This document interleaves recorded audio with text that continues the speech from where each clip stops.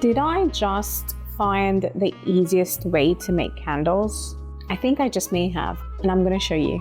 Let's go. So before we go on to any sort of candle making, we have to make the containers of the candles, and I'm going to be using resincrete to do just that. I'm mixing a ton of it because I have several molds that I'm going to be using. They're all different shapes and sizes, and we're just going to play around and create kind of a variety of candle containers, if you will. Now, I'm not coloring this. I'm just keeping this the natural resincrete color, which is white, and it's pretty simple. I'm going to link this in the description below, but all you do is mix it in the ratios and pour it into your containers. It is quite liquid, so it does go into the gaps and nooks and crannies quite easily and doesn't give as many bubbles, or actually any bubbles, compared to a lot of other eco resins that I've used in the past. So now that these are all filled, I'm going to go ahead and put my logo detail at the back. That's obviously an optional step. I just like to do that.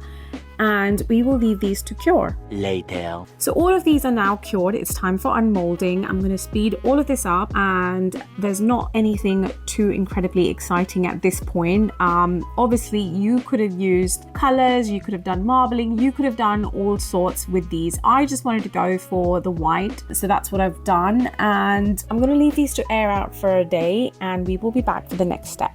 The next day. So I want to do something different on the lids of these jars. Some of them have the lids, some don't. For the ones that do, I am doing an agate on top of it. So I'm going to show you how I do that. So basically I'm taking some UV resin and going around the edge of the lid. This is my Jade Diction Officials UV resin. Once again, links in the description.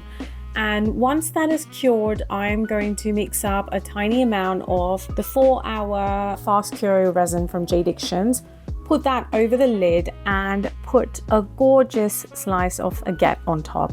And I just love this look. I feel like the white in the background of a gorgeous natural and agate slice just looks fabulous. So I have done that, and I have done several of those, which I will show you all of them at the end. But the next step is to seal all of our containers. And for that, I am using this Nicole Mold gloss sealer. Now, Nicole Mold sent me this gloss sealer to try out before they launched it. And honestly, I love this so much. I'm nearly finishing off this bottle already, and I think I'm gonna have to get some more because I absolutely love it. It's really easy to use, and I love the fact that you can put mica powders in it and, you know, add colors to your finish as well.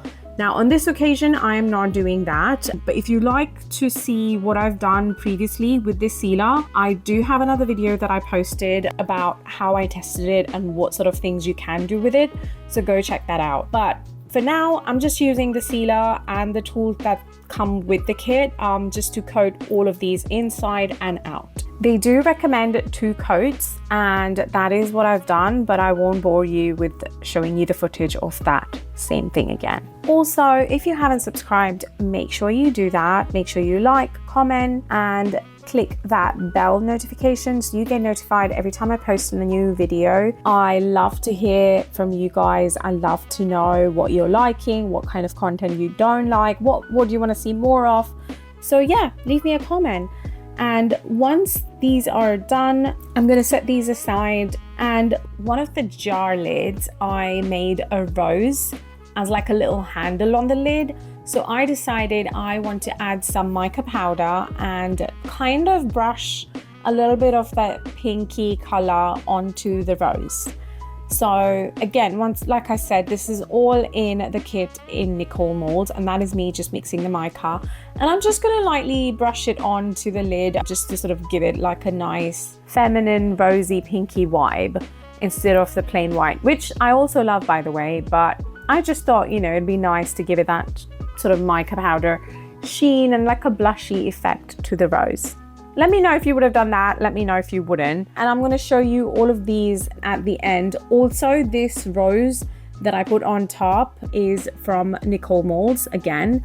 I will try and link that in the description as well. I also did use another rose candle jar of theirs, which you will see at the end. That is also from them. And the other molds that I've used are kind of just a mix of like Amazon and eBay and all sorts of this stuff that I had lying around. And that was easy, right, you guys? So now that all of these are done, this is what they look like. Some of them have the rose top. Some of them have the agate top. They were so easy to do, you guys. But now let me show you the revolutionary candle product that I found. It is this candle granules, candle sand if you would like to call it, and it's from a company called Florist IK24. Once again, I'm going to leave you link and discount code below. But basically it comes scented, non-scented, whatever you like, and it comes included with the wicks. So all you do is pour it, put the wick in and light it up. And I think this is honestly the easiest way to make these candles. And I think they make such a nice gift. You know, you make a nice container, handmade, and then you give someone the container along with the set of the pouch of the candle sand, and that looks amazing.